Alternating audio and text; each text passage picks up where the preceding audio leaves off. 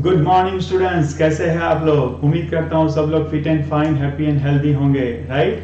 चलिए, कल मैंने आपको होमवर्क दिया था, उस होमवर्क के बारे में डिस्कस करेंगे और फिर आज की क्लास में और डिस्कशन करेंगे regarding bridge bonding. Today is going to be the last class of bridge bonding, right. So कुछ बहुत अच्छे क्वेश्चन सॉल्व करेंगे और क्वेश्चन सॉल्व करके थोड़ा और कॉन्फिडेंस गेन करने की कोशिश करेंगे, ठीक है। लेकिन as usual we will start our session with 10 second concentration. Let's start.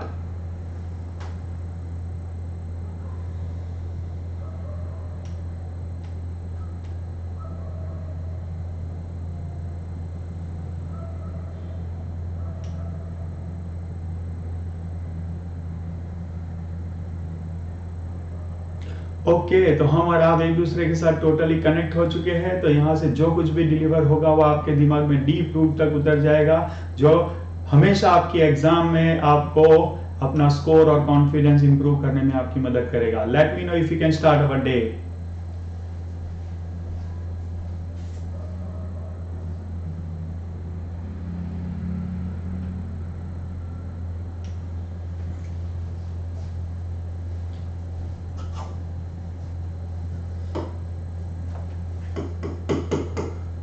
Number of two center two electron bond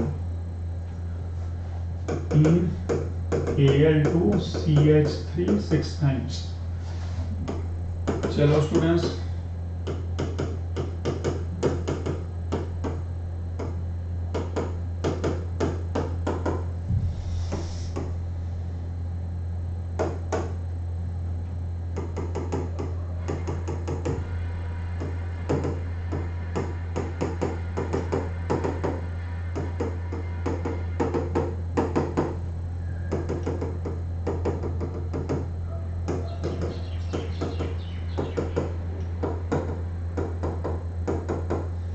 चलो स्टूडेंट्स, आपको इतना पता है कि ये जो है ये सारा एक ही प्लेन में होगा, ये सारा एक ही प्लेन में होगा, ठीक है ना।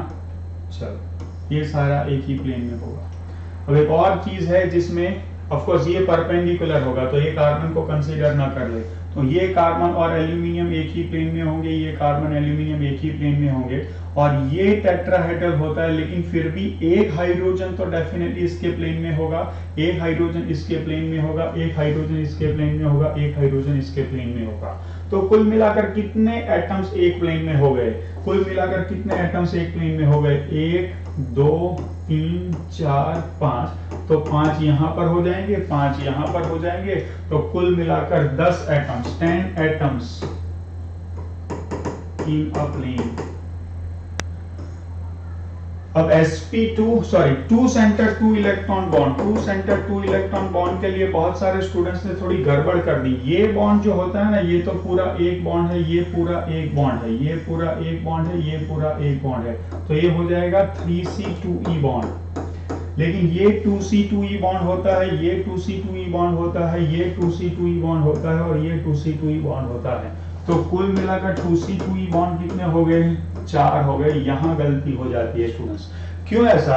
क्योंकि ये जो सारे बॉन्ड्स है वो भी तो 2C2E ही है। ये सारे बॉन्ड्स क्या है? ये भी 2C2E है, ये भी 2C2E ही है। चेक करो, क्योंकि कार्बन और हाइड्रोजन के बीच में जो बॉन्ड बना है वो भी 2 इलेक्ट्रॉन और 2 न्यूक्लियस के बीच में इलेक्ट्रॉन की शेयरिंग से ही तो बना है ना स्टूडेंट्स।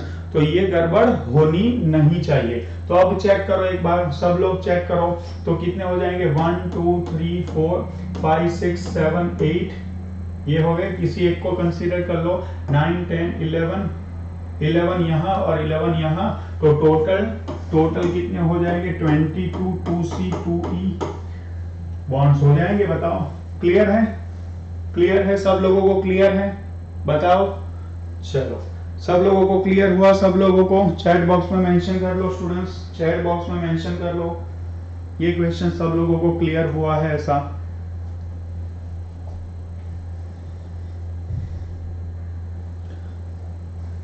आज सारे डिस्कशन हम क्वेश्चन के थ्रू करेंगे स्टूडेंट्स, आज सारे डिस्कशन हम क्वेश्चन के थ्रू करेंगे। Which of the following statements is are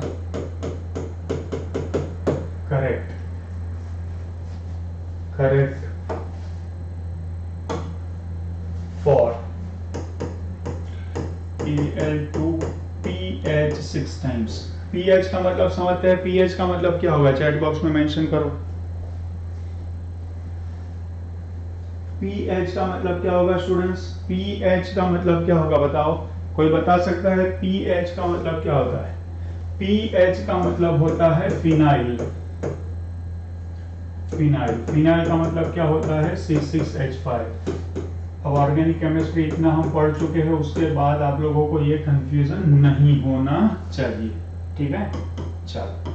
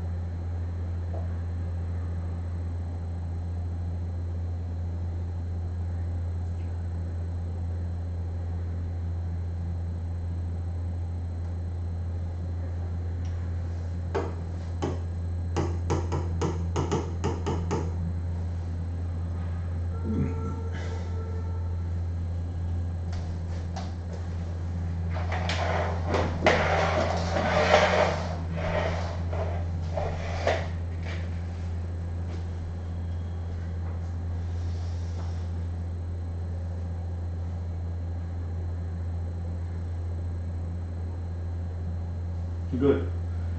चलो आज सारा डिस्कशन हम क्वेश्चन के थ्रू करेंगे।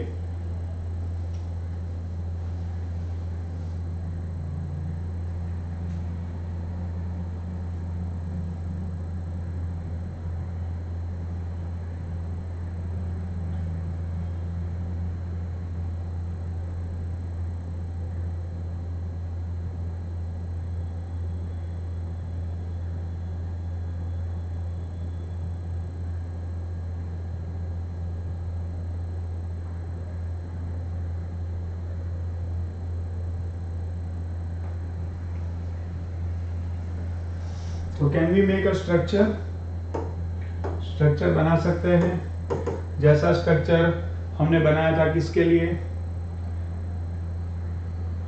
अभी बनाया था Al2CH3 6 टाइम्स के लिए, ऐसा ही स्ट्रक्चर यहां बनाएंगे।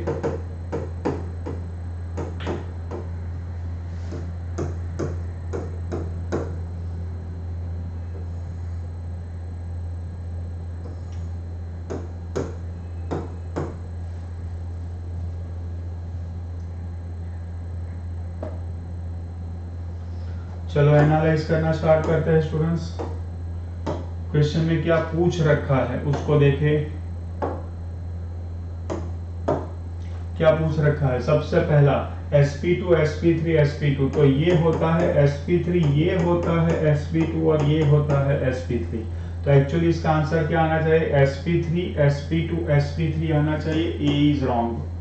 अब ये पूछा है कि क्या इसमें sp2s ओवरलैप है, तो डेफिनेटली है, क्योंकि ये सारे कार्बन क्या होता है? sp2 होते हैं बताओ, और यहाँ हाइड्रोजन जो होता है वो 1s होता है, तो डेफिनेटली इसमें बॉन्ड कैसे बनेगा? sp2s से बनेगा, तो ये तो करेक्ट है। अब क्वेश्चन पूछा है क्या इसमें sp3 sp2 ओवरलैप है, तो डेफिनेटली है, इसका sp3 और इसका sp2 है, इसका sp3 और इसका sp2 है, तो डेफिनेटली ओवरलैप है sp3 sp2। ब्रीज बॉन्ड है, डेफिनेटली ये ब्रीज बॉन्ड है बताओ, तो ये हो गया ब्रीज बॉन्ड। क्या 3c2e बॉन्ड है? तो हाँ भाई इसमें 3c2e बॉन्ड भी है। क्यों? क्योंकि यहाँ पर एल्यूमिनियम है, यहाँ पर एल्यूमिनियम है, यहाँ पर एक ऑर्बिटल खाली, एक की भरी हुई, तो यहाँ क्या होगा? 3c2e बॉन्ड होगा, डेफिनेटली होगा। क्या ये पोलर है? नहीं भाई ये पोलर नहीं है, ये पोलर नहीं है, ये एक दूसरे को कैंसिल कर देंगे, ये एक दूसरे को कैंसिल कर देंगे। और एसएच भी फिनाइल तो नॉन पोलर होता है, तो ये पोलर नहीं है, ये नॉन पोलर है। sp2 ओवरलैप है, यहाँ स्टूडेंट्स गड़बड़ कर सकते हैं। क्यों? क्योंकि sp2 तो दिख नहीं रहा है, लेकिन आपको बेंजीन के अंदर भी तो झांकना है स्टूडेंट्स। ये कार्बन जो जुड़े हुए हैं एक दूसरे के साथ, सभी कार्बन का हाइब्रिडाइजेशन तो sp2 ही है, तो क्या हो जाएगा बताओ, sp2 ओवरलैप हो जाएगा। ठीक है। अब इसमें एक और क्वेश्चन पूछ सकते हैं जो बहुत अच्छा है, H के साथ I, क्या इसमें बनाना बॉन्ड है? क्या इसमें बनाना बॉन्ड है? I का आंसर लिखो Y और N में, I का आंसर लिखो Y और N में। देखो स्टूडेंट में सबके आंसर अब मैं शायद रिव्यू नहीं कर पाऊंगा, लेकिन आप डेफिनेटली अपना आंसर लिखे जरूर, ठीक है ना। मैं देखूंगा क्या इसमें बनाना बॉन्ड है, इसका I का आंसर लिखो Y और N। गुड, मिक्स टाइप के आंसर आ रहे हैं, बनाना के आंसर मिक्स टाइप के आ रहे हैं। अब देखो यहाँ पर भी एक बहुत ही चैलेंजिंग थिंग है, ठीक है ना। वो चैलेंजिंग थिंग क्या है, ये एल्यूमिनियम जो है और ये एल्यूमिनियम है, तो एल्यूमिनियम की sp3 होगी, ये एल्यूमिनियम की sp3 होगी, और इसके ऊपर जो ये जो फिनाइल होगा ना, उसके कार्बन की जो ऑर्बिटल होगी ना, वो कार्बन की ऑर्बिटल sp2 होगी। ये है sp3, ये है sp3 और ये है sp2। तो ध्यान से देखो, इसका ओवरलैप कुछ जो बन रहा है ना, उसका ओवरलैप कुछ ऐसा बन रहा है, देखो। तो दिस इज नॉट बनाना, ध्यान रखना, दिस इज नॉट बनाना। तो इसका आंसर क्या आएगा कि यहाँ इसमें बनाना बॉन्ड नहीं है, हमें ऐसा बताना है। अगर कभी ओवरलैप हो जाए sp3s sp3 sp2s sp2, ये जो होंगे ना, उनका शेप बनाना जैसा होता है, तो ये ध्यान रखना, याद रह जाएगा सबको। क्लियर है? तो इसका आंसर क्या आएगा, इसका आंसर नो आएगा। इसका आंसर क्या लिखेंगे स्टूडेंट्स, नो लिखेंगे। ब्रिज बॉन्ड मानेंगे इसको, लेकिन बनाना बॉन्ड नहीं मानेंगे। चलो, आज हम लेने जा रहे हैं BeCl2। BeCl2, तो सबसे पहले तो बेरिलियम की इलेक्ट्रॉन कॉन्फ़िगरेशन देख लेते हैं। बेरिलियम एटॉमिक नंबर 4, हीलियम वो होता है 2s2। अगर उसको दो बॉन्ड बनाने हैं तो उसको एक्साइट तो होना ही पड़ेगा, तो ये एक इलेक्ट्रॉन एक्साइट करके कहां भेज देगा, 2p में भेज देगा।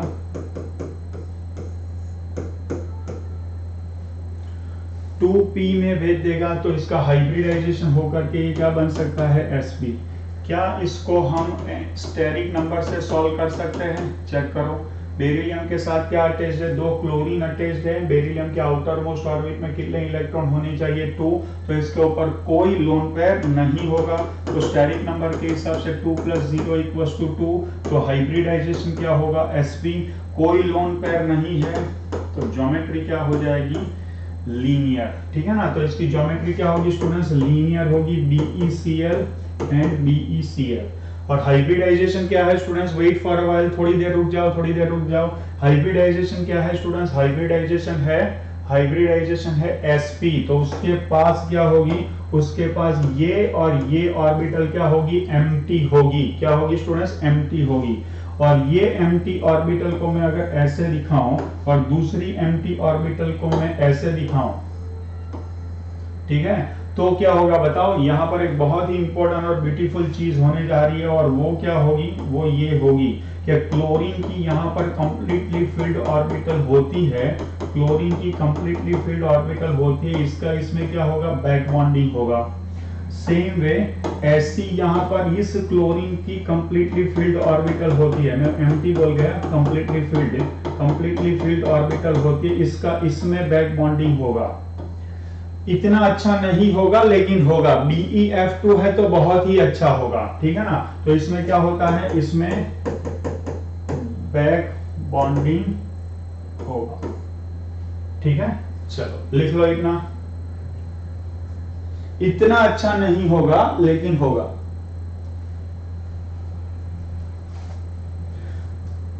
पी का जितना अच्छा होता है, सेकंड पीरियड का जितना अच्छा होता है उतना सेकंड पीरियड थर्ड पीरियड का नहीं होता है, लेकिन होगा, अच्छा होगा। सेकंड की कंपैरिजन में कम अच्छा होगा।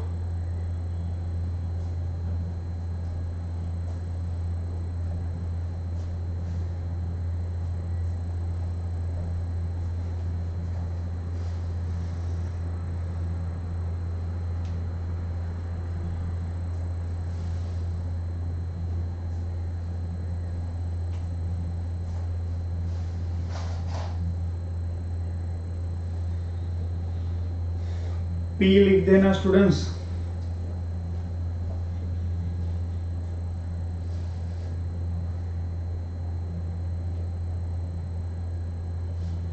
पी लिख देना।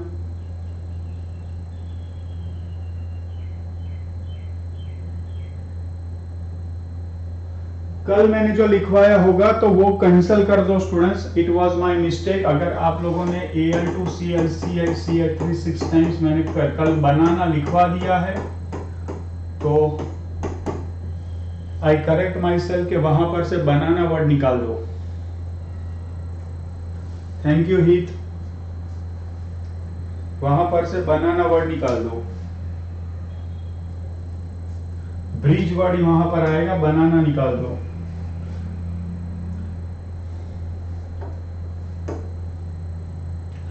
अब हम लेंगे dimer, that is BeCl2 twice and that is going to be Be2Cl4। अब मैंने आपको बताया था कि जब भी डाइमर बनता है तो आपको क्या सोचना है, जब भी डाइमर बनता है तो वहां पर आपको क्या सोचना है कि हाइब्रिडाइजेशन एक लेवल ऊपर चला जाएगा। इसका हाइब्रिडाइजेशन sp है तो इसका हाइब्रिडाइजेशन क्या हो जाएगा स्टूडेंट्स, sp2 हो जाएगा। क्या हो जाएगा, sp2 हो जाएगा। वेट करें जब तक मैं ना कहूं आप नहीं लिखेंगे। ये हो गया आपका बेरिलियम, ये हो गया क्लोरीन, ये हो गया क्लोरीन, ये हो गया आपका बेरिलियम, ये क्लोरीन और ये हो गया आपका क्लोरीन। अब आपको पता है कि क्लोरीन के पास क्या है स्टूडेंट्स, क्लोरीन के पास Lp रहती है और ये Lp से वो क्या करेगा, ये Lp से इसकी एम्प्टी ऑर्बिटल जो होगी उसमें क्या करेगा, वो डोनेट करेगा, इसकी एम्प्टी ऑर्बिटल में वो डोनेट करेगा। लेकिन ध्यान रखना कि इसकी एम्प्टी ऑर्बिटल जो होगी वो कौन सी होगी, एम्प्टी sp2 ऑर्बिटल में ओवरलैप करेगा। इसमें भी एम्प्टी sp2 ओवरलैप में ऑर्बिटल में ओवरलैप करेगा, डोनेशन करेगा। ठीक है, अच्छा।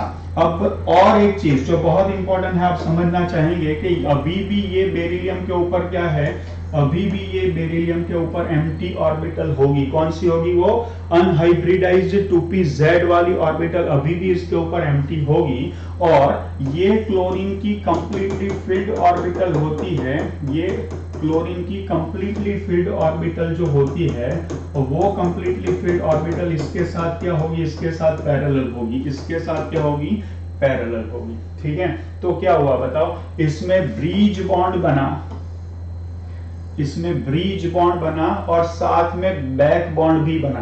तो इसमें क्या कह सकते हैं बताओ आप, मैं यहाँ पर पॉइंट्स लिखूंगा, आपको चेक करना है कि कौन कौन सी बातें सही है। ठीक है, चलो चेक करके बताओ। अब ड्राइंग कर लो, ड्राइंग कर लो।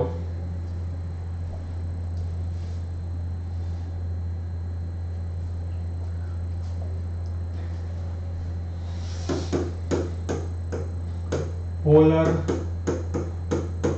Non polar, planar, non planar, electron deficient, 3C2E bond, 2C2E bond, bridge bond, back bond,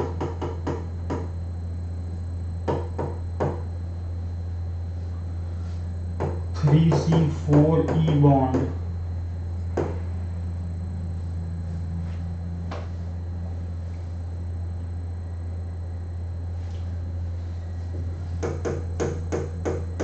correct find करने का, how many of these are correct.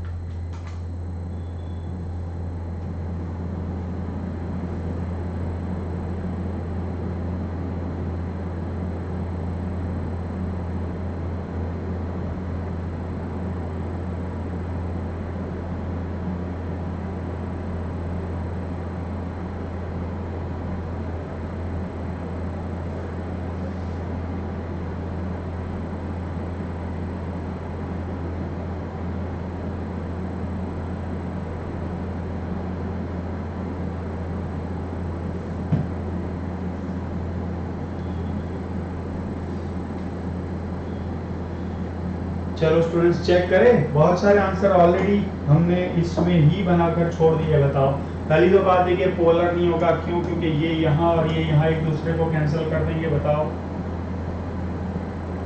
और ये दोनों बॉन्ड भी एक दूसरे को कैंसिल कर ही देंगे। फिर पोलर नहीं होगा, डेफिनेटली नॉन पोलर होगा।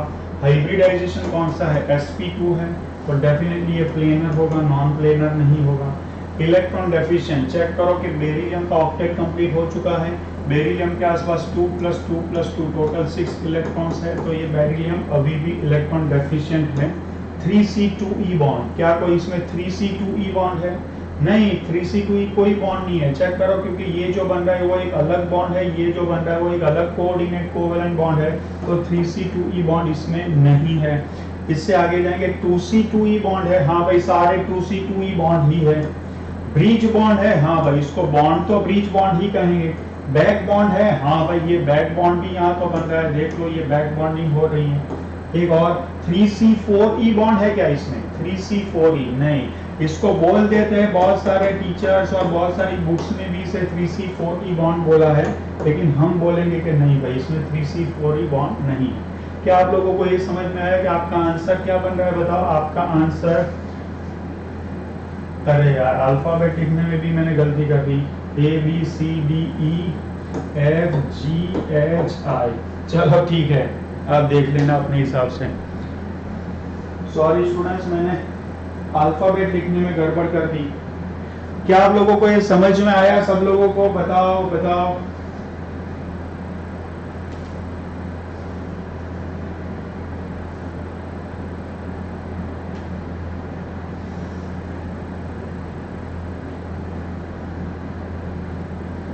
थोड़ा चैट बॉक्स में मेंशन कर दो स्टूडेंट्स, ये पॉइंट समझ में आया सब लोगों को? ठीक है।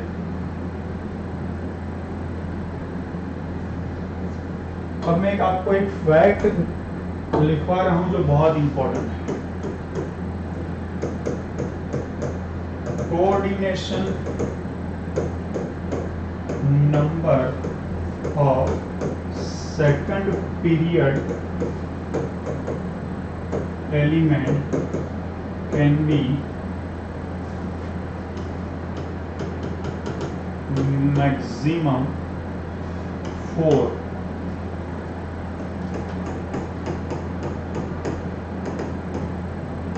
coordination number of third period element, third period,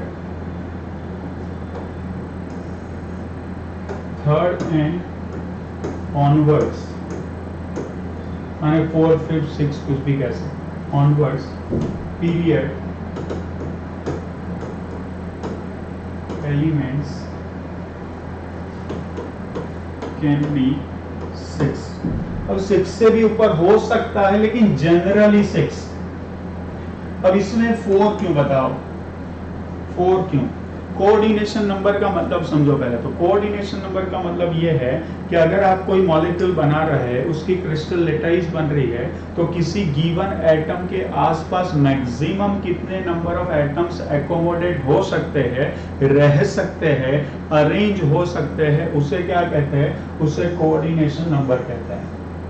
जो सेकंड पीरियड के लिए कितना होता है? सेकंड पीरियड के लिए मैक्सिमम 4 होता है। क्यों? क्योंकि सेकंड पीरियड में आपको पता है कि सेकंड पीरियड में 2s और 2p ऑर्बिटल होती है। 2s 1 है, 2p 3 है, तो ये इसमें 2 इलेक्ट्रॉन, ये इसमें 6 इलेक्ट्रॉन, टोटल कितने इलेक्ट्रॉन्स एकोमोडेट कर सकते हैं? 8 इलेक्ट्रॉन्स एकोमोडेट कर सकते हैं। इसके अराउंड अगर 8 इलेक्ट्रॉन्स एकोमोडेट कर सकते हैं, तो अटैचमेंट कितनी पॉसिबल है? 4 है। लेकिन अगर थर्ड पीरियड है, तो थर्ड पीरियड में 3s 3p 3d, 3s 1 होती है, 3p 3 होती है, 3d 5 होती है, तो 1 + 3 + 5 कुल मिलाकर कितने हो गए? 9। तो 9 ऑर्बिटल्स अवेलेबल है। इसमें कितनी ऑर्बिटल्स अवेलेबल है? हाइब्रिडाइजेशन होगा तो भी कुल मिलाकर 4 से ऊपर तो ऑर्बिटल्स ही नहीं बनेगी। 4 से ऊपर ऑर्बिटल्स नहीं बनेगी तो 4 से ऊपर ओवरलैप नहीं होंगे। तो मैक्सिमम कितने ओवरलैप्स हो सकते हैं? बताओ स्टूडेंट्स, मैक्सिमम कितने ओवरलैप्स हो सकते हैं? मैक्सिमम 4 ओवरलैप्स हो सकते हैं। तो कोई भी एटम अपने आसपास कितने अवेलेबल एटम को बिठा सकता है? मैक्सिमम 4, क्योंकि 4 ही ओवरलैप हो सकते हैं। अब इसकी अगर मैं बात करूं थर्ड पीरियड की, या थर्ड से ऊपर पीरियड की बात करूं, तो उनके पास बहुत ऑर्बिटल्स है। क्या होता है स्टूडेंट्स, उसके पास बहुत ऑर्बिटल्स है। अगर उनके पास बहुत ऑर्बिटल्स है तो बहुत ऑर्बिटल्स से वो अपने आसपास बहुत सारे एटम्स को एकोमोडेट कर सकता है। तो इसकी बात करें तो थर्ड पीरियड वाले कितने को बिठा सकता है, ऐसे तो 9 को बिठा सकता है, लेकिन स्टेबिलिटी जनरली कहां तक ऑब्जर्व की गई है, 6 तक ऑब्जर्व की है। एक ही ऐसा एग्जांपल हमने अब तक देखा है जिसमें हमने IF7 लिया था, याद करो, आयोडीन हेप्टाफ्लोराइड लिया था, जिसमें आयोडीन का कोऑर्डिनेशन नंबर क्या हो जाएगा, आयोडीन का कोऑर्डिनेशन नंबर 7 हो जाएगा स्टूडेंट्स, क्या हो जाएगा, 7 हो जाएगा। ठीक है, क्लियर है, यहां तक लिख लो, लिख लिया हो तो आगे P लिख देना, तो आगे बढ़ जाएंगे।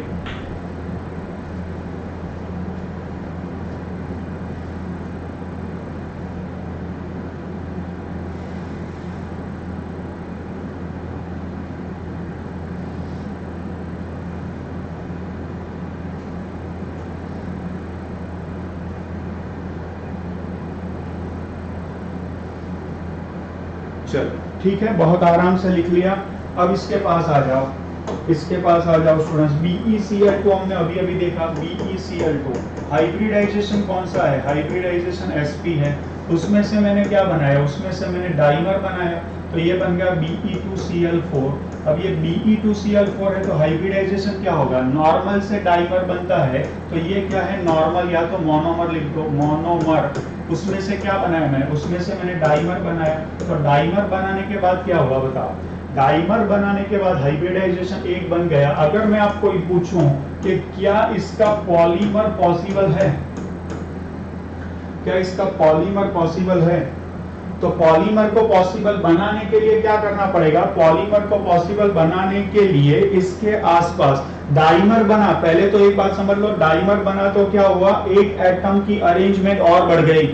BeCl2 का अगर आप कोऑर्डिनेशन नंबर देखें तो BeCl2 का कोऑर्डिनेशन नंबर ऐसे है। अगर BeCl2 का डाइमर बनाएंगे तो उसकी अरेंजमेंट क्या है, BeCl2 का अगर आप डाइमर बनाएंगे तो उसकी अरेंजमेंट कुछ ऐसी है। तो इसका कोऑर्डिनेशन नंबर क्या हो गया, 3 हो गया। इसका कोऑर्डिनेशन नंबर क्या हो गया, 3 हो गया। तो इसका कोऑर्डिनेशन नंबर डाइमर में क्या है, मोनोमर में क्या है, मोनोमर में 2 है, डाइमर में क्या है, 3 है।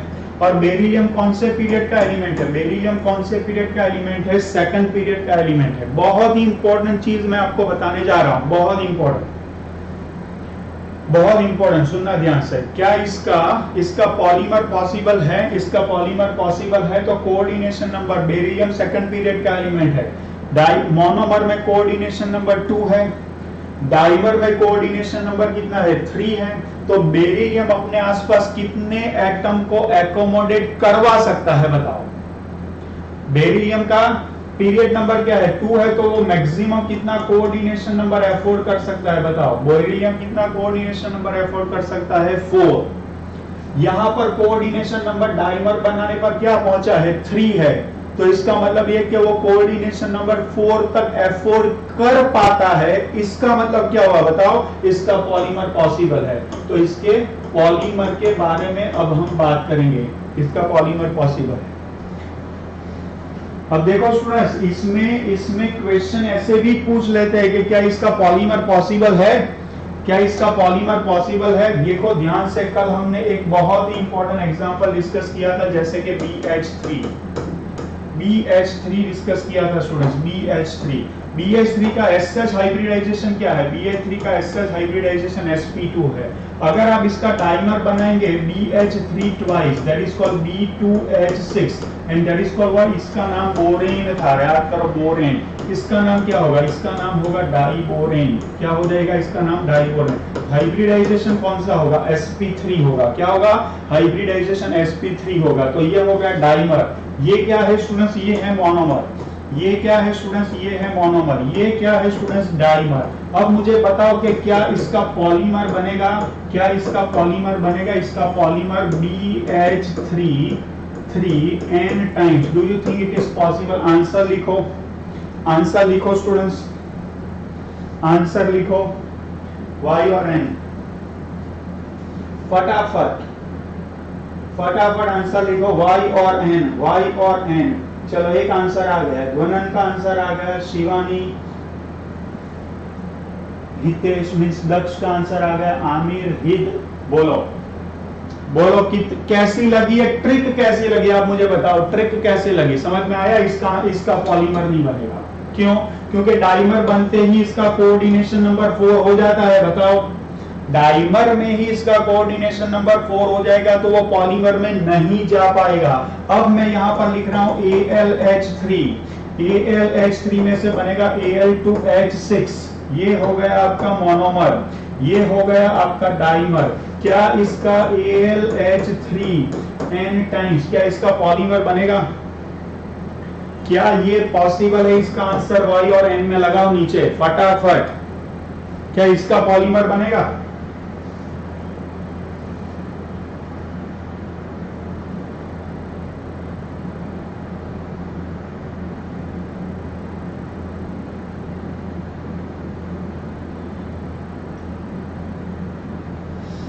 कैसे बनेगा बताओ, कैसे बनेगा? तो सबसे पहले तो देख लो कि एल्यूमिनियम थर्ड पीरियड का है।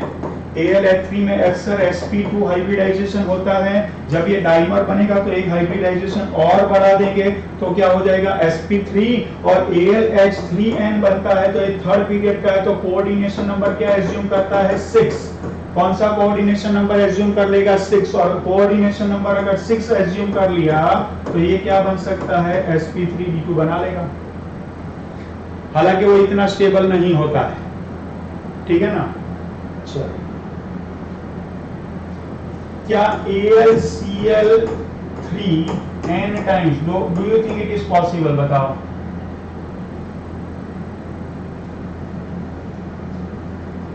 AlCl3 का पॉलीमर पॉसिबल होगा, आंसर बताओ Y और N।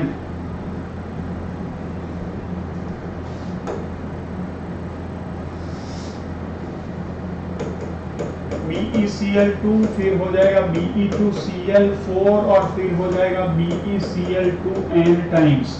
तो ये क्या है स्टूडेंट्स? ये है मोनोमर, ये है डाइमर, और ये है पॉलीमर, ठीक है? इसका कोऑर्डिनेशन नंबर क्या होगा? इसका कोऑर्डिनेशन 2, इसका कोऑर्डिनेशन नंबर 3, इसका 4। अगर 2 है तो हाइब्रिडाइजेशन क्या होगा? sp2, सॉरी sp, ये हो जाएगा sp2, और ये क्या हो जाएगा? sp3। होप आप लोगों ने y आंसर लिखा है, ठीक है ना? चलो, बिल्कुल सही। अब BeCl2 का पॉलीमर पॉसिबल है, बहुत ध्यान से। BeCl2 और हाइब्रिडाइजेशन कौन सा होगा? हाइब्रिडाइजेशन sp3 होगा। तो यहां पर बना लेते हैं इसका स्ट्रक्चर, इसका स्ट्रक्चर।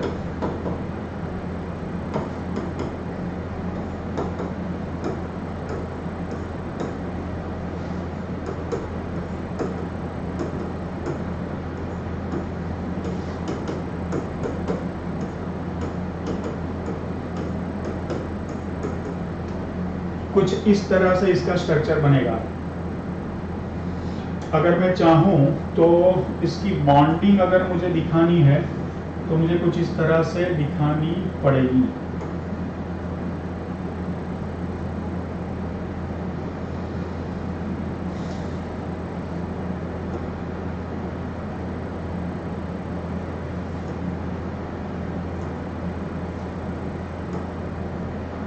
बना लो।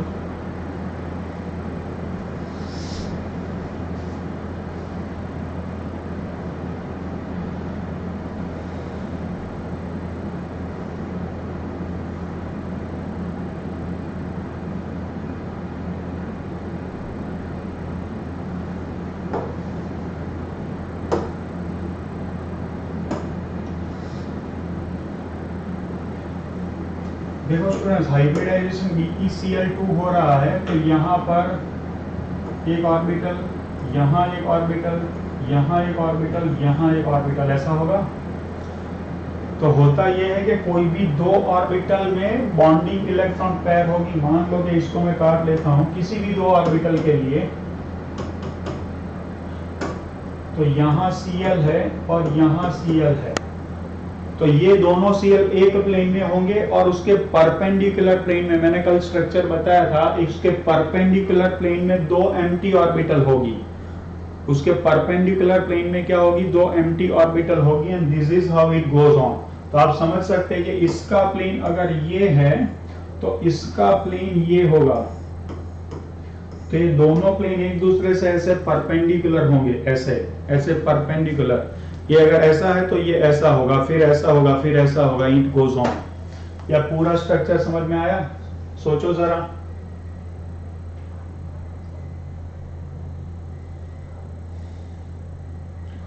स्ट्रक्चर समझ में आया? अंडरस्टूड वर्ड लिखो या सिर्फ यू लिख दो।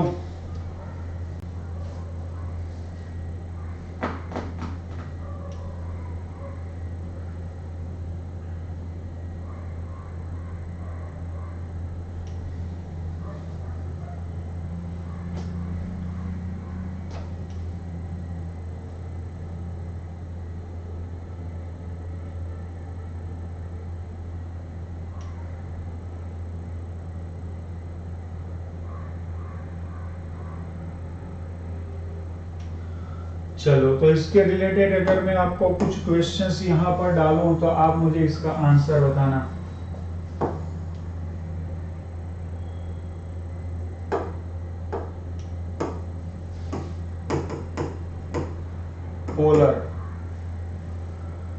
Polar electron deficient, planar 3C2E bond, 3C4E bond,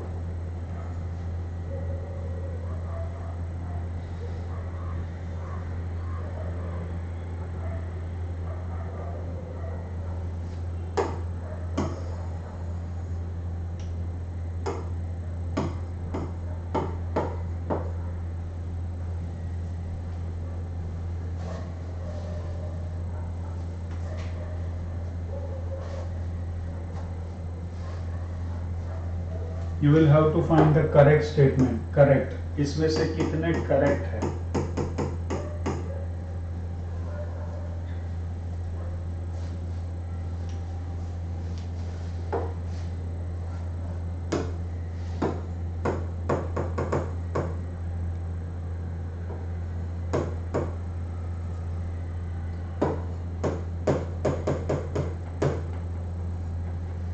चलो,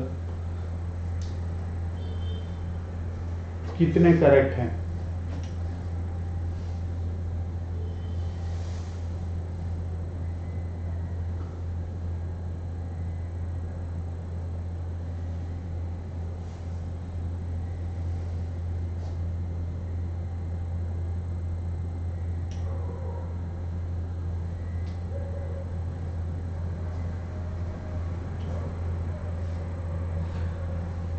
चलो, क्या होगा बताओ? पोलर कितने होंगे? पोलर कुछ भी पोलर नहीं है, ये इसको ऊपर नीचे कैंसिल करेगा तो ये इस प्लेन में ऊपर नीचे कैंसिल कर देगा, तो पोलर तो नहीं है ये।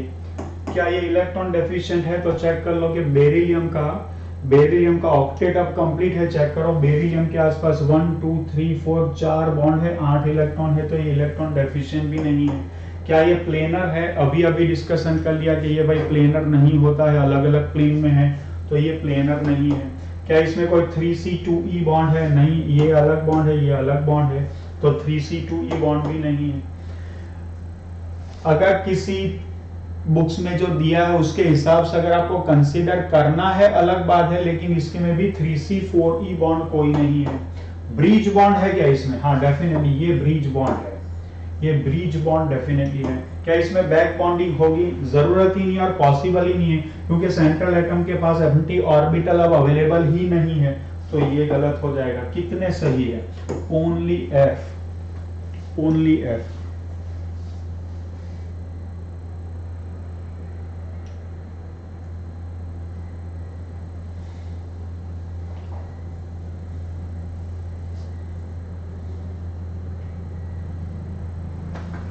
चलो, सही कर लिया।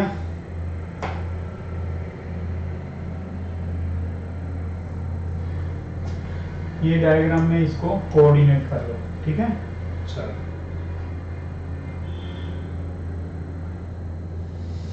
now the same is true for BeBr2 BeI2 also.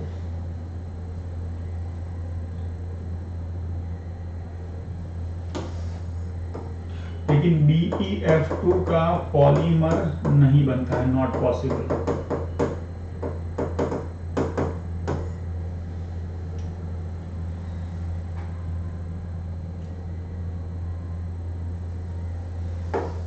इसका अगर रीजन लिखना है तो लिख देना ड्यू टू एंगल स्ट्रेन।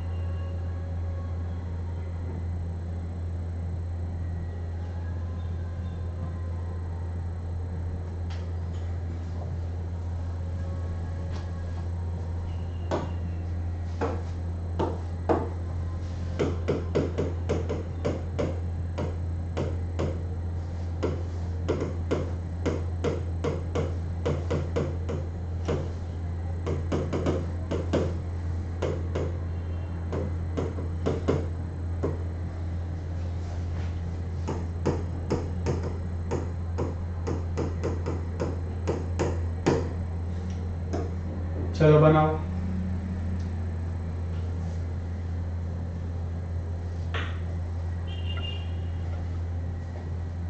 क्या सॉल्व कर पाओगे इसे आप खुद?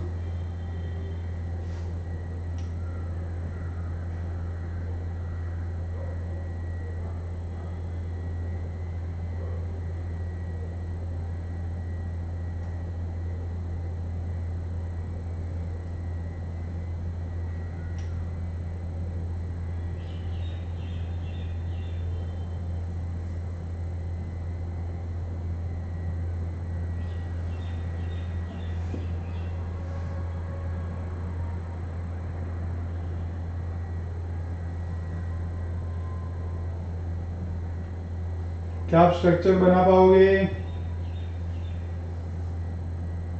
क्या आप स्ट्रक्चर बना पाओगे? कैसे बनेगा इसका स्ट्रक्चर? जैसा स्ट्रक्चर इसका होता है स्टूडेंट्स Be2H4 का, ऐसा ही स्ट्रक्चर इसका बनेगा। BeCH3 BeCH3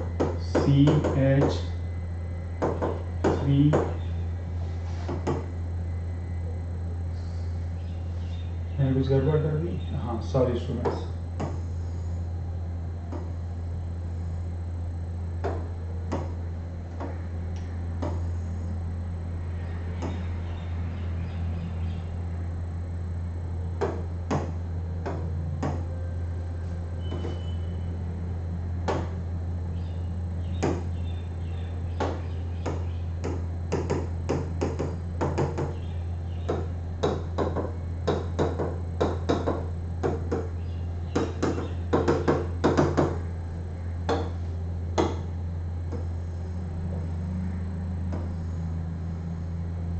ये ब्रिज बॉन्ड होगा। अब कितने एटम्स एक ही प्लेन में हो सकते हैं बताओ? कितने एटम्स हो सकते हैं?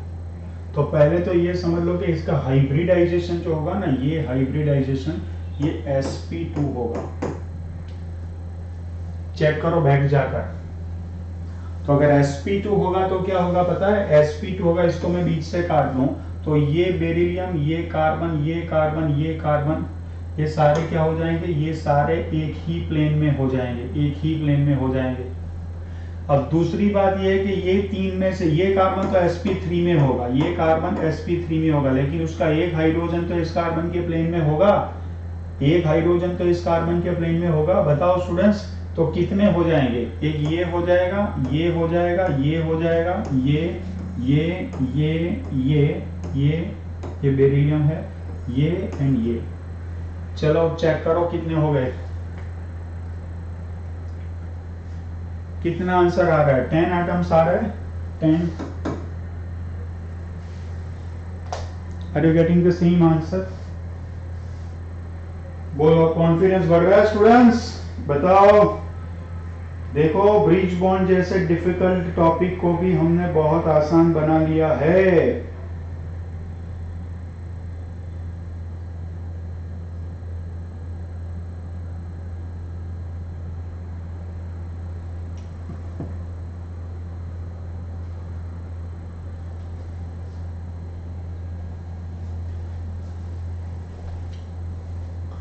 चलो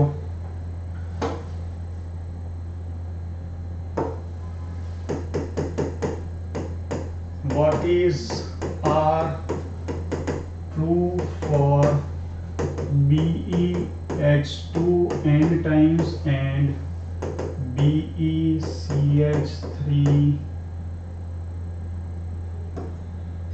twice n times?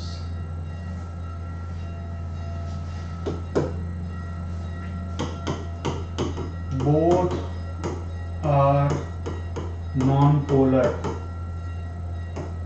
B, both are non-planar.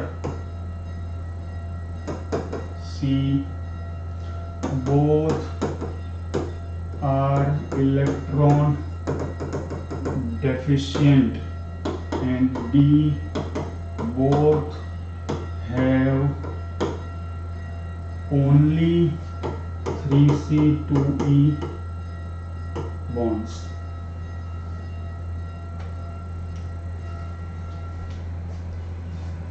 Oh, thank you so much.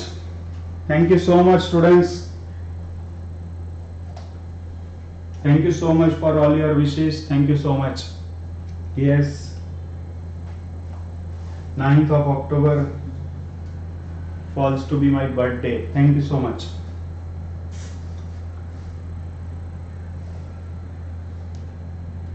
Thank you so much, all of you, for all your wishes.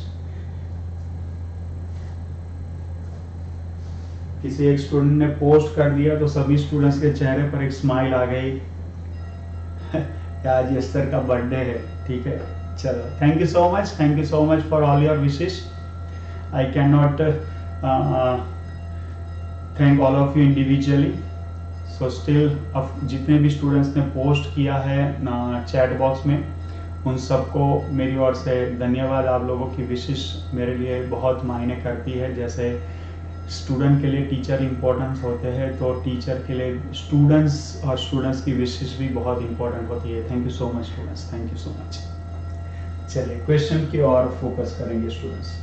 Thank you so much.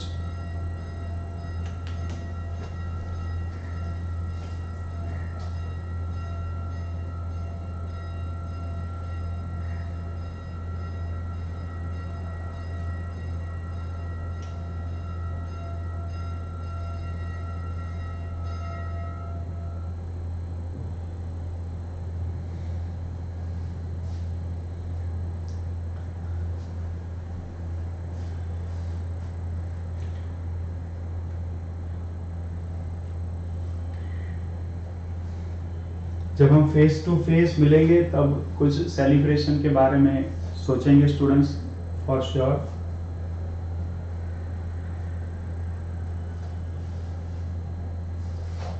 Thank you all of you. चलो, तो एक बात समझ लो कि यहाँ पर BeH2n times का structure भी आपके दिमाग में बहुत क्लियर होना चाहिए। इसमें सारे बॉन्ड्स इस तरह से जो बनते हैं ना स्टूडेंट्स, ये इसी तरह से ये सारे बॉन्ड्स कैसे होते हैं, सारे बॉन्ड्स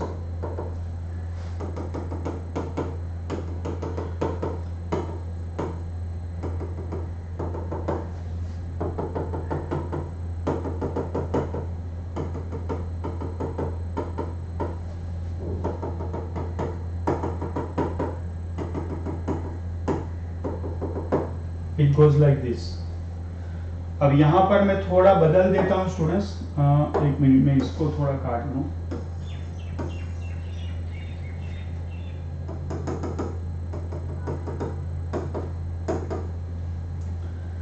ठीक है, चलो, तो सबसे इंपॉर्टेंट चीज है, मैं यहाँ पर एक चीज में बदल दूंगा, और वो क्या होगा, यहाँ पर जितने भी हाइड्रोजन है ना, ये हाइड्रोजन को मैं सर्कल कर लूं स्टूडेंट, सर्कल कर लूं, सर्कल कर लिया, और यहाँ पर मैं लिख लेता हूँ कि सर्कल इक्वल्स टू CH3 भी अलाउड है। तो इसका स्ट्रक्चर अपने आप बन गया, चेक करो, इसका स्ट्रक्चर अपने आप बन गया। अब आप देख सकते हैं कि इसमें भी वही स्थिति है कि एक ऐसा प्लेन होगा तो एक परपेंडिकुलर होगा, एक फिर ऐसा होगा, फिर एक ऐसा होगा। तो क्या हो जाएगा, ये पार्ट और ये पार्ट दोनों एक दूसरे से परपेंडिकुलर होंगे, तो दोनों non polar, correct, sorry non polar, हाँ ऑफ कोर्स नॉन पोलर पहले है, तो ये एक दूसरे को और ये एक दूसरे को बैलेंस कर लेंगे, तो दोनों नॉन पोलर है, दोनों नॉन प्लेनर भी है। क्या दोनों इलेक्ट्रॉन डेफिशिएंट है बताओ? हाँ, क्योंकि ये जो आपको दिख रहा है ना कि इसके आसपास 4 हो गए, तो इलेक्ट्रॉन कोऑर्डिनेशन नंबर 4 हो गया। कोऑर्डिनेशन नंबर क्या हो गया स्टूडेंट्स? 4 हो गया। लेकिन बहुत ध्यान से सुनना, कोऑर्डिनेशन नंबर 4 हुआ, लेकिन हर एक बॉन्ड में इलेक्ट्रॉन एक ही कंसीडर होता है। इसका मतलब है कि बोथ आर इलेक्ट्रॉन डेफिशिएंट। क्या डी करेक्ट है? डी करेक्ट है, चेक करो, डी करेक्ट है। गुड, लक्ष्य ने आंसर बताया एबीसीडी करेक्ट।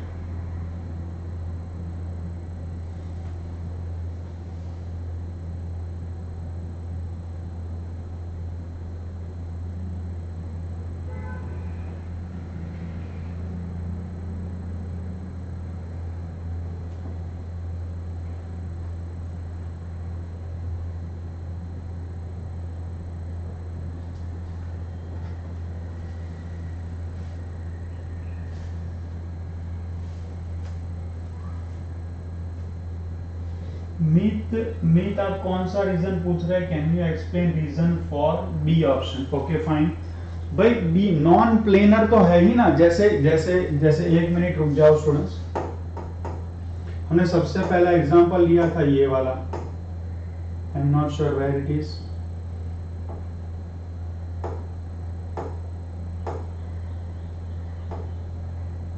ये देखो ये एग्जांपल, ये है BeCl2n टाइम्स, तो क्या हुआ था? sp3 हाइब्रिडाइजेशन था, तो ये दो बॉन्ड प्लेन के ऊपर है, ये प्लेन में है, फिर ये परपेंडिकुलर प्लेन है, फिर ये प्लेनर है।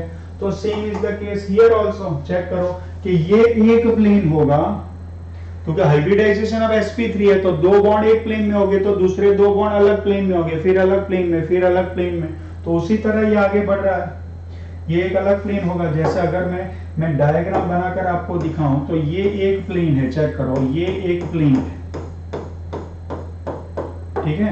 लेकिन उसके सामने अगर मैं यहां पर, अरे यार, इसके सामने अगर मैं यहां पर ये प्लेन बनाऊं, तो ये प्लेन ऐसा होगा ना, ये प्लेन ऐसा होगा, बताओ। तो ये ग्रीन प्लेन और ये ब्लू प्लेन तो एक दूसरे से परपेंडिकुलर हो गए, तो ये दो हाइड्रोजन अगर ये प्लेन में है, तो ये दो हाइड्रोजन ये प्लेन में होंगे, तो हो गया परपेंडिकुलर। बताओ, now both have only 3C2E bond, तो सही है बिल्कुल। इसमें देखो कि BeH2n टाइम्स की अगर मैं बात करूं, तो उसमें सारे बॉन्ड 3C2E है। लेकिन वेट, क्या कि वो अगर BeCl3 ट्वाइस n टाइम्स है, तो उसमें सारे बॉन्ड 3C2E नहीं है। क्यों? क्योंकि इसमें कार्बन और हाइड्रोजन के बीच में ये जो बॉन्ड है, ये बॉन्ड तो 2C2E बॉन्ड है, तो ये सही नहीं है। क्या लास्ट पार्ट सबको समझ में आया?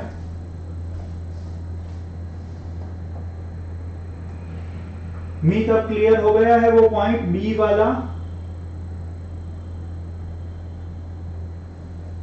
ओके, लास्ट पार्ट सबको समझ में आ गया है स्टूडेंट्स? लास्ट पार्ट ठीक है ना?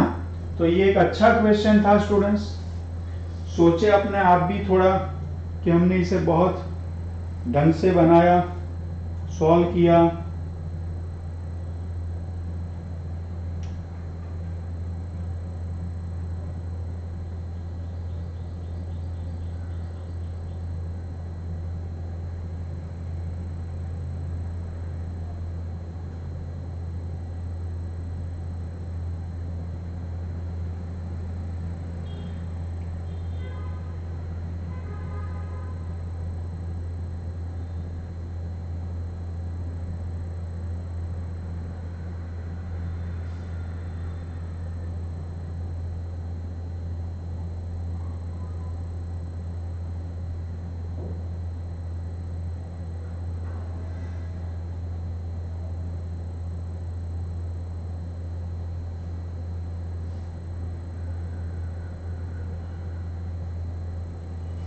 अच्छा, क्या डाउट आ रहा है? Let me see. Can you explain again for D option for BeH2n times and receive BeCl3 twice coordination of carbon will be 5? Very good, very good, ठीक है। चलो यहां पर कार्बन का कोऑर्डिनेशन नंबर 5 है, दैट इज फैक्ट।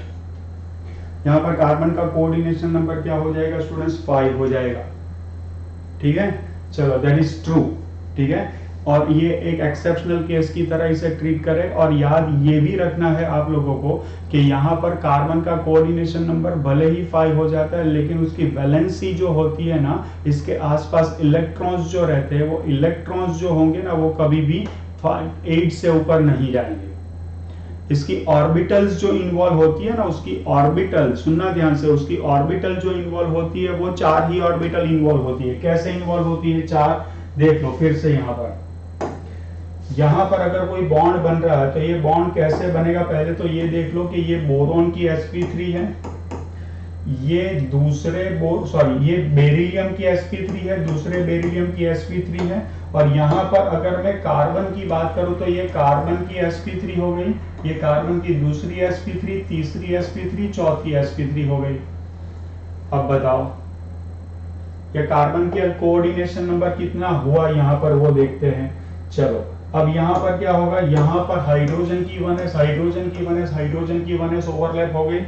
तो यहां पर कार्बन के आसपास क्या है, एक हाइड्रोजन, दूसरा हाइड्रोजन, तीसरा हाइड्रोजन। यहां पर ये क्या हुआ, एक बोरॉन बेरिलियम, यहां पर ये क्या हुआ, दूसरा बेरिलियम हुआ। तो ये 1 2 3 4 5 कार्बन का कोऑर्डिनेशन नंबर इसमें कितना हो गया बताओ, 5 हुआ। सुनना ध्यान से, लेकिन फिर भी अलाउड इसलिए है कि इसमें 2 इलेक्ट्रॉन, इसमें 2 इलेक्ट्रॉन, इसमें 2 इलेक्ट्रॉन, ये कुल 3c2e बॉन्ड है। तो कुल मिलाकर इलेक्ट्रॉन कितने हुए, 2 हुए। तो कार्बन के आसपास टोटल इलेक्ट्रॉन्स 8 ही है। ठीक है, और उसकी इन्वॉल्व्ड ऑर्बिटल भी 1 2 3 4 4 ही है। तो इसके लिए कोऑर्डिनेशन नंबर क्या है, इसके लिए कोऑर्डिनेशन नंबर 5 अलाउड है। तो आप बोलेंगे कि सर ये भी तो सेकंड पीरियड का एलिमेंट, तो इसके आसपास कोऑर्डिनेशन नंबर 5 क्यों अलाउ हो गया? आपने तो बोला था कि 4 ही होना चाहिए। लेकिन ध्यान रखना कि ये सेंट्रल एटम नहीं है हमारा। हमारे लिए जो स्टडी का मैटर है, वो स्टडी का मैटर क्या है, अवर स्टडी इज ऑन बेरिलियम। हम बेरिलियम के लिए पढ़ रहे हैं, तो बेरिलियम सेंट्रल एटम है। अगर कार्बन सेंट्रल एटम बन के बात कर रहे हैं, अगर हम कार्बन के किसी कंपाउंड की बात कर रहे हैं, तो कार्बन का भी कोऑर्डिनेशन नंबर उसमें 4 से ऊपर कभी नहीं जाएगा। लेकिन यहाँ कार्बन सेंट्रल एटम नहीं है। कार्बन क्या है यहाँ पर, कार्बन यहाँ पर अटैच्ड एटम्स में कंसीडर होगा, वो सेंट्रल एटम में कंसीडर नहीं होगा। लेकिन ये फैक्ट है, क्लियर है, बहुत ही अच्छा पॉइंट है कि इसमें कार्बन का कोऑर्डिनेशन नंबर क्या हो जाएगा, कार्बन का कोऑर्डिनेशन नंबर 5 हो जाएगा। ठीक है, तो मैं ये समझता हूं कि ये बात क्लियर हो गई होगी सबको। अब फिर से वो कौन सा ध्वनन का क्या क्वेश्चन था, BeH2, I forgot it, BeH2 n times, okay. और D option, I forgot the D option क्या था भाई, डी ऑप्शन बोथ है ओनली 3c2e बॉन्ड। तो ध्यान से देख लो कि आपको बनाना क्या है, बनाना है पॉलीमर। तो यहां पर क्या होगा, BeHH। अब मैं यहां ले रहा हूं BeHH। अब ये इन दोनों को एक दो, इसको भी इसके साथ जो है को BeH2 को अगर पॉलीमर बनाना है, क्या बनाना है, पॉलीमर बनाना है। पॉलीमर बनाना है तो कोऑर्डिनेशन नंबर कहां पहुंचेगा, 4 पहुंचेगा। क्यों? क्योंकि BeH2 में कोऑर्डिनेशन नंबर 2 है, इसका डाइमर बनेगा तो इसमें कोऑर्डिनेशन नंबर 1 बढ़ जाएगा। और अगर पॉलीमर बनेगा तो कोऑर्डिनेशन नंबर क्या करना पड़ेगा, 4 करना पड़ेगा। इसका मतलब है कि ये बेरिलियम के आसपास 4 हाइड्रोजन होने चाहिए, ये यहाँ जुड़ना चाहिए और ये भी यहाँ जुड़ना चाहिए। यहाँ BeH आ जाए, यहाँ BeH आ जाए, BeH आ जाए, BeH आ जाए। तो इसको इसके साथ, इसको इसके साथ, इसको इसके साथ, इसको इसके साथ जुड़ना पड़ेगा। अब ये जुड़ नहीं सकता है, क्यों? क्योंकि हाइड्रोजन के पास लोन पेयर थोड़ी है। BeCl2 है तो ऐसे जुड़ सकते हैं, BeCl2 है तो वो कोऑर्डिनेट कोवेलेंट बॉन्ड बनाकर जुड़ सकते हैं। इसके पास क्या Lp है, इसके पास Lp नहीं है। तो इन दोनों को अगर जुड़ना है तो कैसे जुड़ेंगे, इसको डेफिनेटली 3c2e से ही जुड़ना पड़ेगा। इनको एक दूसरे के साथ जुड़ना है तो 3c2e से ही जुड़ना पड़ेगा। फिर सेम वे, इसको इसके साथ जोड़ना है तो ये 3c2e आएगा, इसको इसके साथ जुड़ना है तो क्या आएगा, 3c2e आएगा, एंड सो ऑन। अब समझ में आया? क्लियर है? चैट बॉक्स में मेंशन करो, Dhwanan as well as all other students.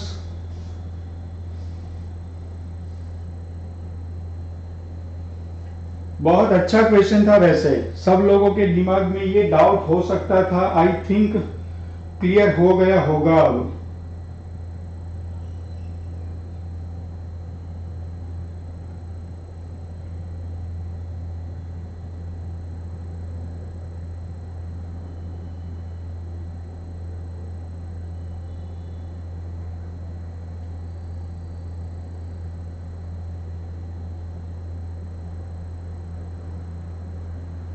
Good.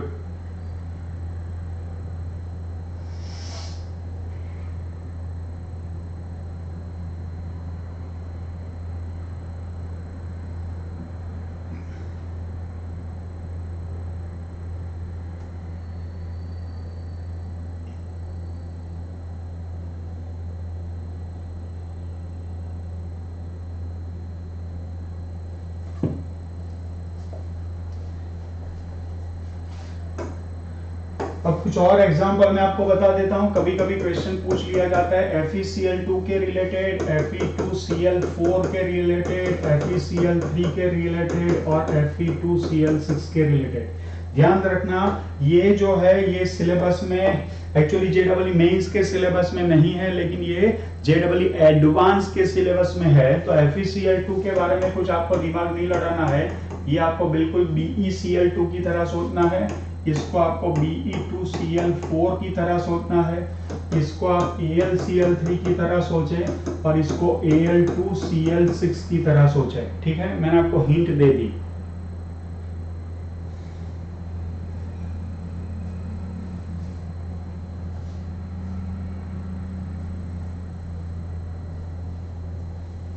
Same way एक बहुत ही और टाइप का एग्जांपल है एंड दैट इज SnCl2।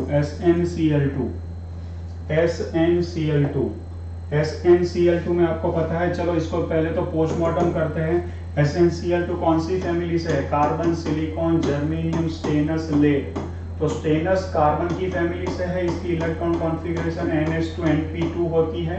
तो आउटर मोस्ट ऑर्बिट में कितने इलेक्ट्रॉन हो जाएंगे? इसके 4 इलेक्ट्रॉन हो जाएंगे और वो जुड़ा हुआ है 2 क्लोरीन से। 2 क्लोरीन से जुड़ा हुआ है तो इसके 2 इलेक्ट्रॉन आ गए, अभी 2 इलेक्ट्रॉन अभी बचे हैं। तो इसका स्टेरिक नंबर अगर मुझे बनाना है तो क्या हो जाएगा? 2+1 बन जाएगा। क्या बन जाएगा स्टूडेंट्स? 2+1 बन जाएगा। क्यों? क्योंकि 2 अटैच्ड एटम है, एक एल्की है, तो टोटल कितने हो जाएंगे? 3। दैट इज sp2 हाइब्रिडाइजेशन होगा। बताओ, sp2 हाइब्रिडाइजेशन होगा और sp2 हाइब्रिडाइजेशन में एक एलपी है तो उसका शेप कैसा होगा? बेंट शेप होगा। क्या होगा स्टूडेंट्स? बेंट शेप होगा। इसको गलती से भी BeCl2 की तरह ट्रीट ना करें, ध्यान रखना। क्यों? क्योंकि हाइब्रिडाइजेशन इसका sp2 है। अब इसका हाइब्रिडाइजेशन sp2 है तो कैसे चलता है ये पूरा मैं आपको बता दूं। डेफिनेटली इसका पॉलीमर जब बनेगा ना तो हाइब्रिडाइजेशन डेफिनेटली चेंज हो जाता है। इसका हाइब्रिडाइजेशन sp3 हो जाता है स्टूडेंट्स। कैसे दिखाऊं?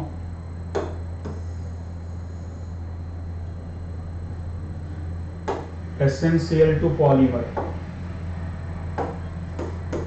SnCl2 एक्चुअली पॉलीमेरिक फॉर्म में एग्जिस्ट करता है, तो उस टाइम पर इसका हाइब्रिडाइजेशन sp3 बन जाएगा। Sn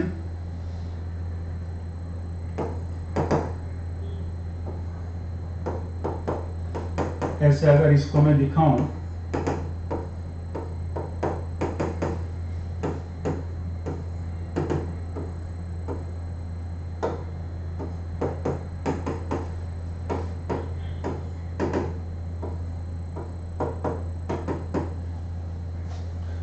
एक मिनट के लिए रुक जाए फिर आप कॉपी करना स्टार्ट कर सकते हैं। यहां पर ये जो Cl है, Cl के पास क्या होती है? लोन पेयर होती है और ये लोन पेयर का इसके अंदर क्या होता है? डोनेशन होता है। तो SnCl2 एग्जिस्ट एज पॉलीमर। ठीक है, लिख लो।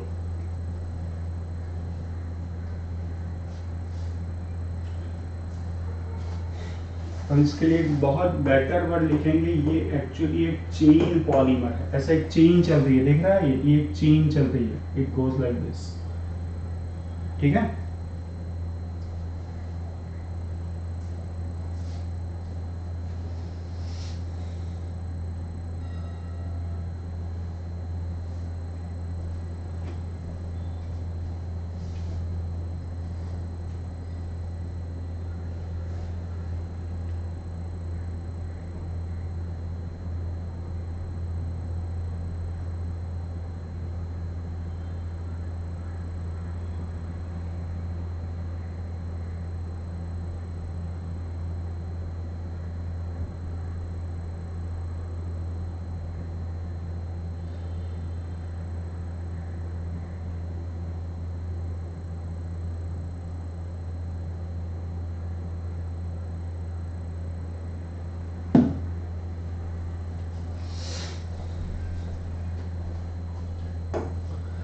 इसके रिलेटेड क्वेश्चन पूछ सकते हैं SnCl2 एंड SnCl4। बताओगे इसका मेल्टिंग पॉइंट या बॉइलिंग पॉइंट ही सीधा पूछ ले, बॉइलिंग पॉइंट किसका ज्यादा होगा, SnCl2 का या SnCl4 का? बताओ।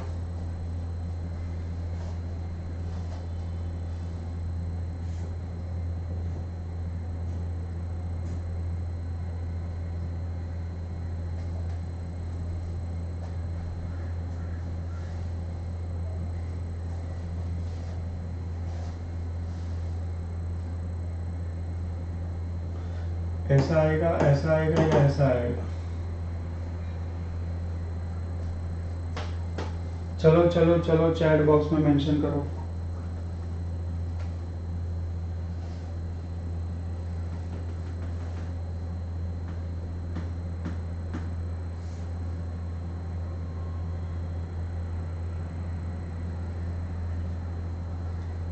चलो SnCl4 कैसा होगा, जैसा CCl4 होता है वैसा ऐसा ही होगा, SnCl Cl Cl Cl, बोलो ठीक है। तो इसका पॉलीमर नहीं बनता है, और अगर इसका पॉलीमर नहीं बनता है तो इंडिविजुअल मॉलिक्यूल की तरह एग्जिस्ट करेगा।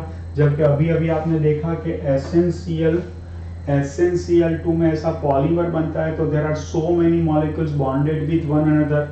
तो अगर उनको पहले अगर आप थर्मल एनर्जी दोगे तो वो बॉन्ड तोड़कर पहले तो इंडिविजुअल मॉलिक्यूल में जाएंगे, और उसके बाद उनका कन्वर्जन किस में होगा, उसके बाद उनका कन्वर्जन वेपर स्टेट में होगा। सॉलिड में से लिक्विड बनेंगे, लिक्विड में से वेपर में जाएंगे।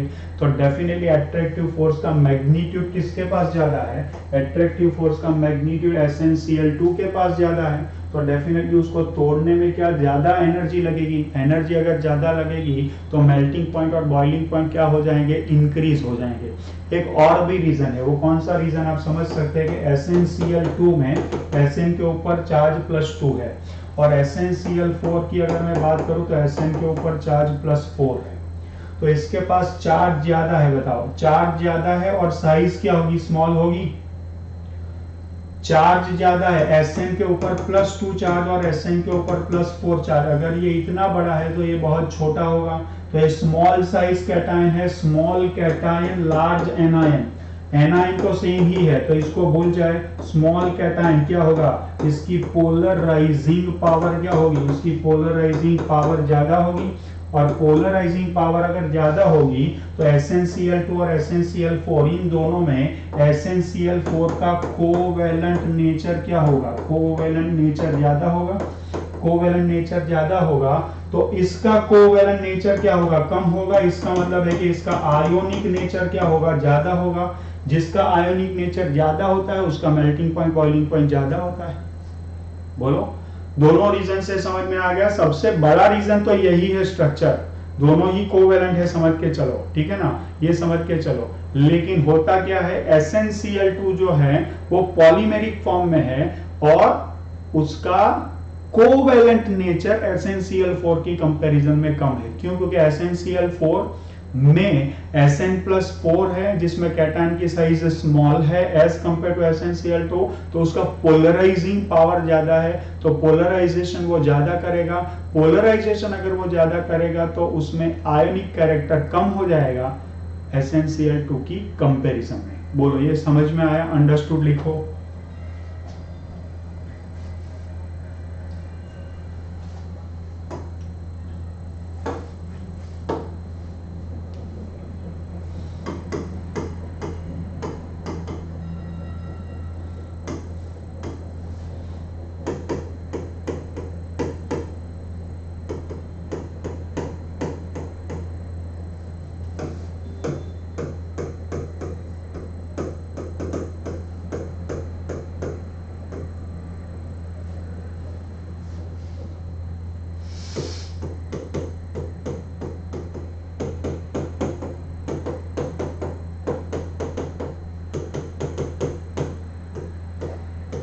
ये स्ट्रक्चर है बेंजीन का। अब बोरोन के साथ में नाइट्रोजन जोड़ता चला जाऊं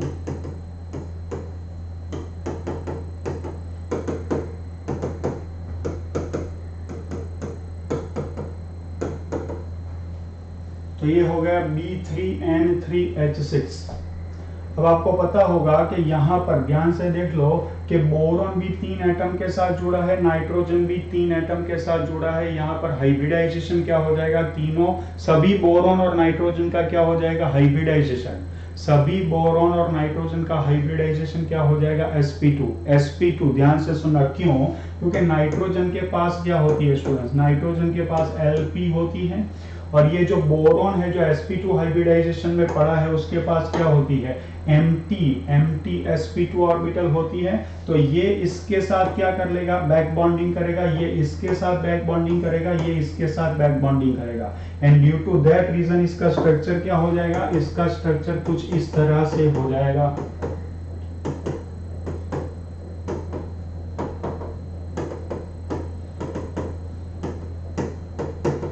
अभी इसके साथ बैक बॉन्डिंग करेगा तो यहाँ पाई बॉन्ड बनेगा, यहाँ पाई बॉन्ड बनेगा, यहाँ पाई बॉन्ड बनेगा। लेकिन स्टूडेंट्स कोई आर्ग्यूमेंट ये भी कर सकता है कि सर आपने यहाँ बैक बॉन्डिंग करवाई तो यहाँ पर भी हो सकती थी, सेम वे ये यहाँ पर भी हो सकती थी और ये यहाँ पर भी हो सकती थी। तो अगर ऐसा पॉसिबल है तो एक स्ट्रक्चर ये भी तो पॉसिबल है, एक स्ट्रक्चर क्या है, एक स्ट्रक्चर ये भी पॉसिबल है। तो बोरेजीन के दो स्ट्रक्चर पॉसिबल हो गए स्टूडेंट्स, क्या स्ट्रक्चर पॉसिबल हुए, दो स्ट्रक्चर पॉसिबल हो गए, दो स्ट्रक्चर पॉसिबल हो गए। एक स्ट्रक्चर ये बना और दूसरा स्ट्रक्चर ये बना। जिस तरह से बेंजीन के दो स्ट्रक्चर पॉसिबल है जिसमें यहाँ पर और यहाँ पर मैं पाई बॉन्ड बना सकता हूँ, उसी तरह इसके भी दो स्ट्रक्चर पॉसिबल हुए और दोनों स्ट्रक्चर के बीच में क्या होता रहता है, रेजोनेंस होता रहता है। तो जिस तरह से स्ट्रक्चर ये बेंजीन का है उसी तरह से स्ट्रक्चर किसका हो जाएगा, इसका हो जाएगा। इसलिए उसको क्या कहते हैं स्टूडेंट्स, इनऑर्गेनिक बेंजीन कहते हैं। ठीक है, लिख लो।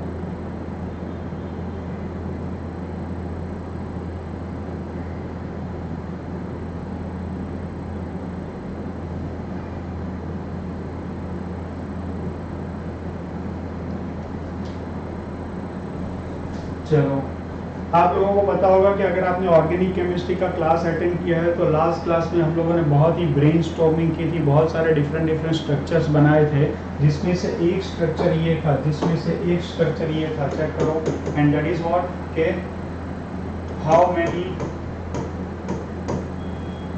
Structures are possible of possible on dichlorination of benzene। Benzene के डाइक्लोरिनेशन से कितने स्ट्रक्चर बनते हैं, बताओ। बेंजीन के डाइक्लोरिनेशन से कितने स्ट्रक्चर बनते हैं, आंसर निकालो फटाफट, you should not take more time.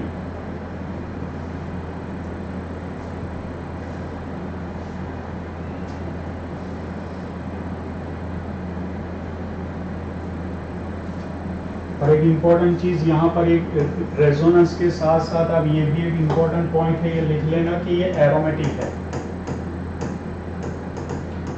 क्यों? क्योंकि इसमें number of pi electrons resonating 4n+2 = 6 है, 2 + 2 + 2, सो 4n = 4 तो n = 1 है। तो ये एरोमेटिक इन नेचर है, बोरेजीन या बोरेजोल एरोमेटिक इन नेचर है। चलो, इसका आंसर क्या आया स्टूडेंट्स, कितने बन सकते हैं बताओ?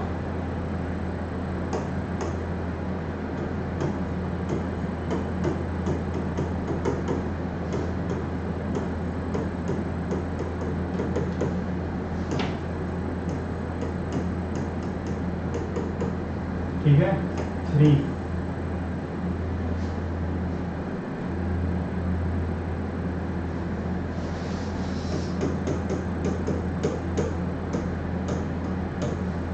How many substances are obtained on dichlorination of inorganic benzene?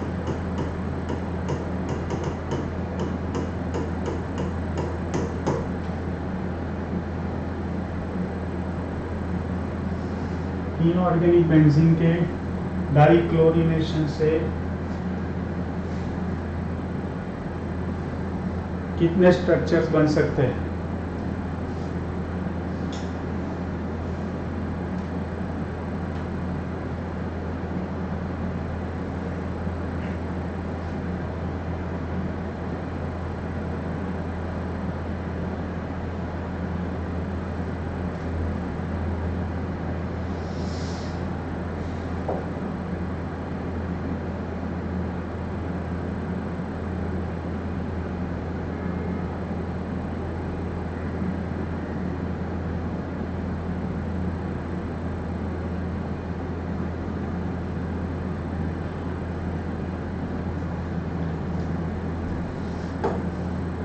चलो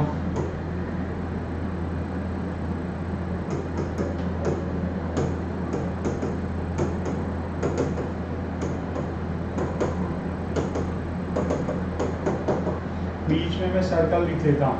अब मुझे 2 क्लोरीन लगाते जाना है, बताओ मैं कहाँ लगाऊंगा? 2 क्लोरीन, एक को ये निकाल दिया और एक ये निकाल दिया, तो ये आ गया क्लोरीन, ये आ गया क्लोरीन।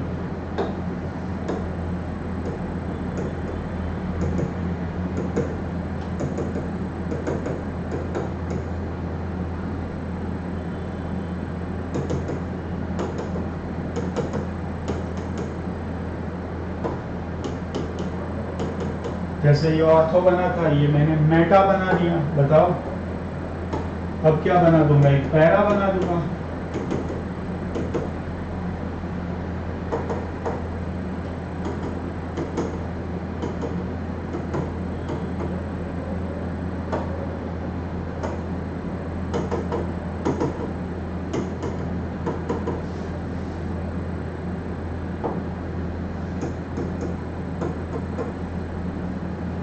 बोलो कोई और पॉसिबिलिटी है क्या?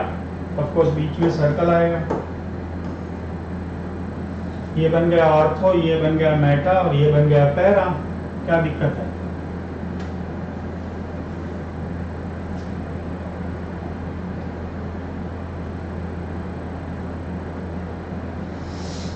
लेकिन एक और पॉसिबिलिटी है। कौन सी पॉसिबिलिटी है? ध्यान से देखो। एक पॉसिबिलिटी ये है कि जिसमें 2 बोरॉन पर क्लोरीन हो 1,3 पोजीशन पर, लेकिन एक पॉसिबिलिटी ये भी है कि 1,3 पोजीशन पर 2 नाइट्रोजन के पास क्लोरीन हो। ऐसा भी तो हो सकता है ना। तो एक स्ट्रक्चर हम ये भी बना सकते हैं। अब यहाँ पर बहुत स्टूडेंट्स गलती कर जाते हैं। आप समझ गए होंगे कि मेरा मैसेज क्या है।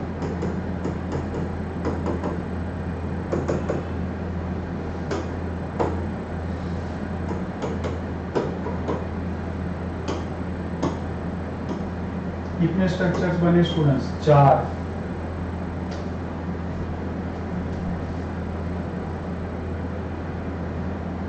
गुड। भीत, दक्ष, ऋषि, कुशी, नित, ध्रुवी। गुड। समझ में आया सब लोगों को? कितनी पॉसिबिलिटी है? 4 पॉसिबिलिटी। 3 पॉसिबिलिटी होती है 1, 2, 1, 3, 1, 4, लेकिन 1, 3 की जो पॉसिबिलिटी हो जाएगी। कैसे? क्योंकि 1, 3 पर बोरोन बोरोन भी हो सकता है और 1, 3 पर नाइट्रोजन नाइट्रोजन भी हो सकता है। ठीक है, ऐसी पॉसिबिलिटी 1 3 वाली दो पॉसिबिलिटी बेंजीन में नहीं आती है। क्यों नहीं आती है? बेंजीन में इसलिए नहीं आती है क्योंकि बेंजीन में हर एक कॉर्नर पर कार्बन एटम ही है, इसलिए वो पॉसिबिलिटी वहां पर नहीं आएगी स्टूडेंट्स। ठीक है, चलो एक ऐसा ही सिमिलर स्ट्रक्चर है, ऐसा ही एक सिमिलर स्ट्रक्चर है, दैट इज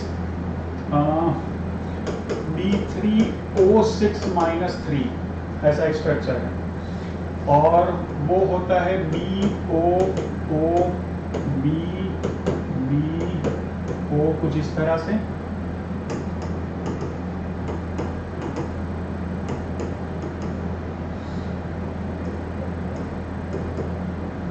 इसका स्ट्रक्चर ऐसे होता है और ये भी एरोमेटिक है, इसे भी नोट कर लो स्टूडेंट्स, क्योंकि इसमें जैसे यहाँ और यहाँ बॉन्ड है, यहाँ और यहाँ भी हो सकते हैं, तो दिस इज ऑल्सो एरोमेटिक। लिख लो स्टूडेंट्स।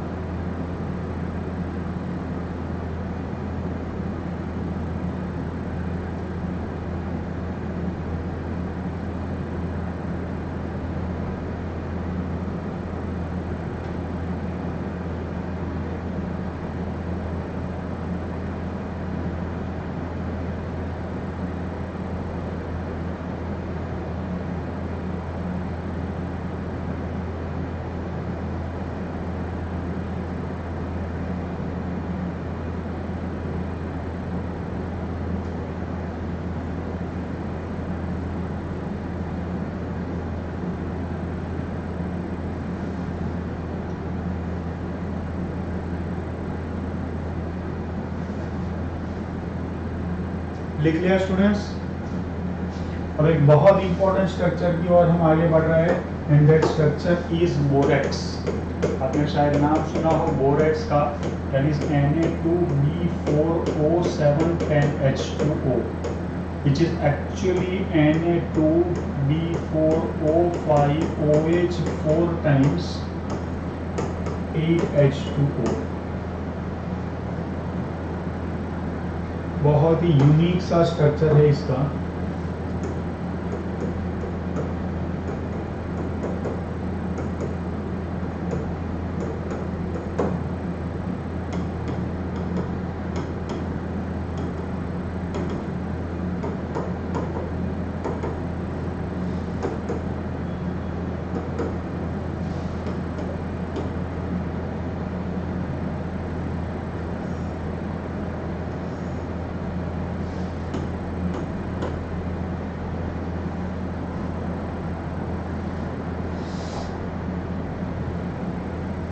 बना लो स्ट्रक्चर स्टूडेंट्स।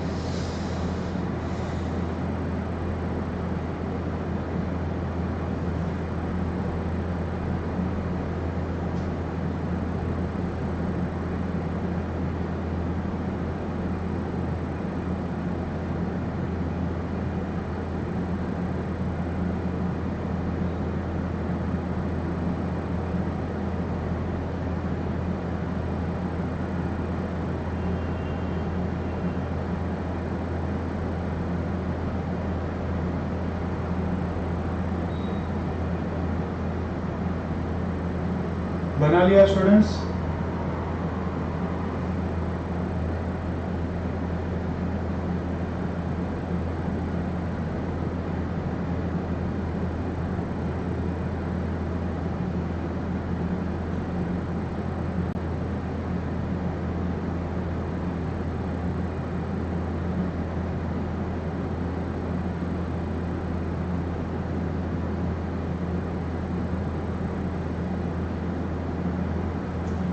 चलो पोस्टमार्टम करना चालू करते हैं स्टूडेंट्स इस पूरे स्ट्रक्चर का। ध्यान से देख लो, ये बोरॉन की साथ 4 ऑक्सीजन की अटैचमेंट है, तो ये हाइब्रिडाइजेशन हो जाएगा sp3, इसका हाइब्रिडाइजेशन हो जाएगा sp3। बोरॉन ने अपनी कैपेसिटी से एक बॉन्ड ज़्यादा बनाया है, बोरॉन ने अपनी कैपेसिटी से एक बॉन्ड ज़्यादा बनाया है, तो यहाँ पर क्या हो जाएगा स्टूडेंट्स, यहाँ पर बोरॉन पर नेगेटिव चार्ज आएगा। Negative negative 2 unit negative charge को बैलेंस करने के लिए बाहर कौन है, 2 Na+ है। अब ये बोरॉन को ध्यान से देखो, इसने 3 अटैचमेंट दिखा है, तो इसकी हाइब्रिडाइजेशन होगी sp2, इसकी हाइब्रिडाइजेशन होगी sp2। अगर इसकी हाइब्रिडाइजेशन sp2 है तो ऑब्वियसली इसके पास क्या होगा, ऑब्वियसली इसके पास empty 2p z ऑर्बिटल होगी, और ये ऑक्सीजन की Lp ऑलरेडी अवेलेबल है, तो ये Lp इसके साथ क्या करेगी, बैक बॉन्डिंग करेगी। क्या करेगी, बैक बॉन्डिंग करेगी। यहाँ पर क्या हो सकता है, बैक बॉन्डिंग हो सकता है। क्या इसमें ब्रीज बॉन्डिंग है, डेफिनेटली ब्रीज बॉन्डिंग है, ये ब्रीज बॉन्डिंग ही तो है स्टूडेंट्स, ब्रीज बॉन्डिंग ही तो है, ये भी ब्रीज बॉन्डिंग है। तो यहाँ पर पूछ ले कि how many bridge bond, how many bridge bond, बताओ इसका आंसर बताओ। First question, how many back bond, और तीसरा क्वेश्चन पूछ रहा हूं, हाउ मेनी BO बॉन्ड्स।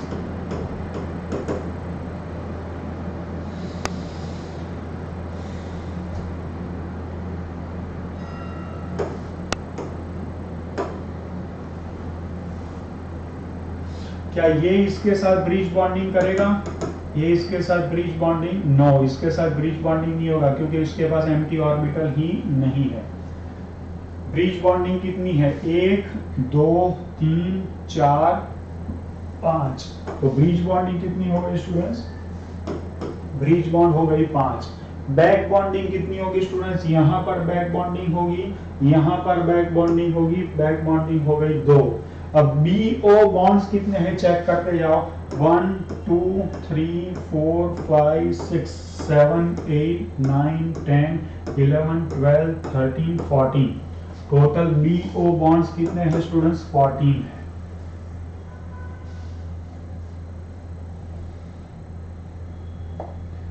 एक बार क्वेश्चन पूछ लिया था नीट ने कि in Na2B4O7 all boron atoms are sp2 hybridised, wrong. All boron atoms are sp2 hybridised. क्यों, क्योंकि ये जो बोरोन एटम है, ये जो बोरोन एटम है वो sp3 हाइब्रिडाइज्ड है। ये जो एंडिंग यहाँ लेफ्ट एंड राइट है वो sp2 हाइब्रिडाइज्ड है। ठीक है, चलो क्या मैं एक और चीज आपको बताऊं, क्या मैं एक और चीज आपको बताऊं जो इंटरेस्टिंग लगे आपको, इसको थोड़ा मैं काट लेता हूं, इसको मैं थोड़ा अलग से ऐसे लिख रहा हूं,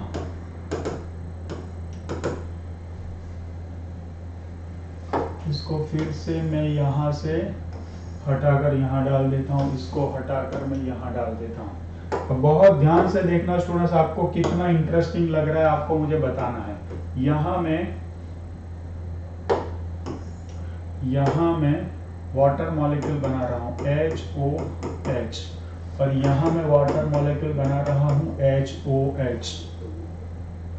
तो ये हाइड्रोजन क्या होगा बताओ, ये हाइड्रोजन होगा प्लस डेल्टा वाला, और ये हाइड्रोजन भी क्या होगा, प्लस डेल्टा वाला होगा। तो इनके बीच में क्या होगा बताओ, इनके बीच में क्या होगा बताओ, हाइड्रोजन बॉन्ड बनेगा। क्या ये हाइड्रोजन बॉन्ड सबको समझ में आया, चैट बॉक्स में मेंशन करो।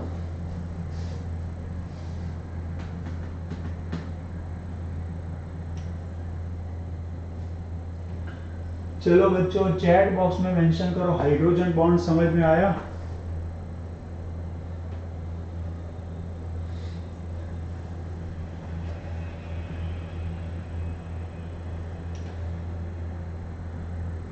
एक बात बताऊं स्टूडेंट्स, अगर आपको ये समझ में आया है ना, ये अगर आपको समझ में आया है तो ये समझ में आ जाएगा। ये क्यों पता है कि ये एक OH के साथ 2, ये दूसरे OH के साथ 2, ये तीसरे OH के साथ 2 और ये चौथे OH के साथ 2। चेक करो, बोलो।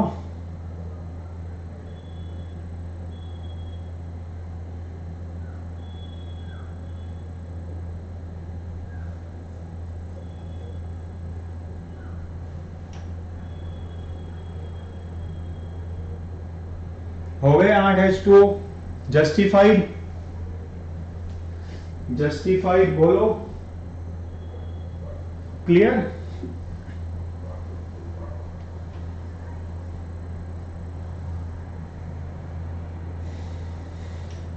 चलो तो आज का question,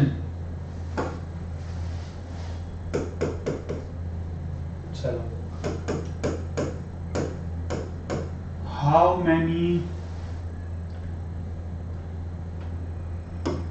statements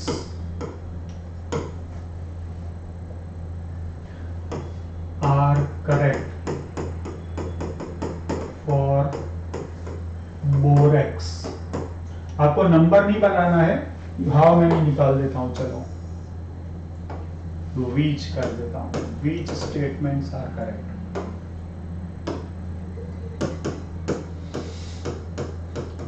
ionic bond,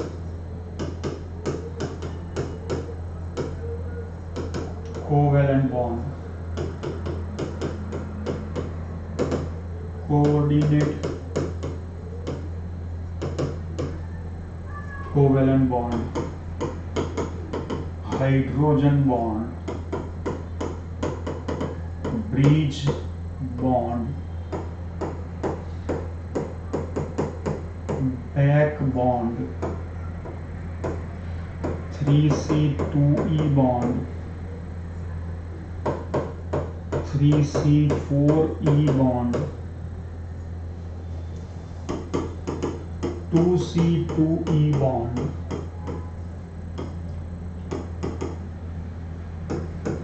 sp2 hybridization, sp2 of boron, sp3 of boron, sp2 of oxygen, sp3 of oxygen,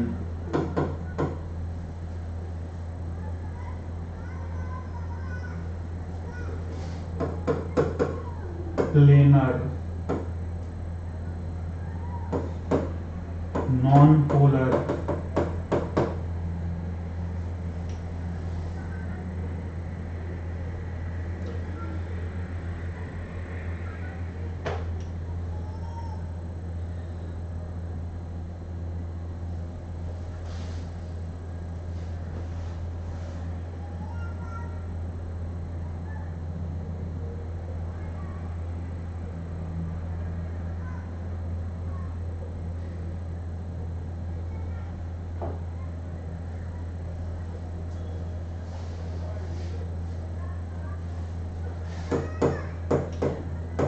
water of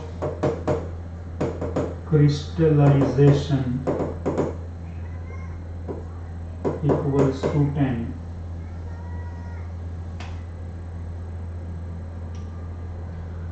चलो शायद इतने काफी है, ठीक है ना। चलो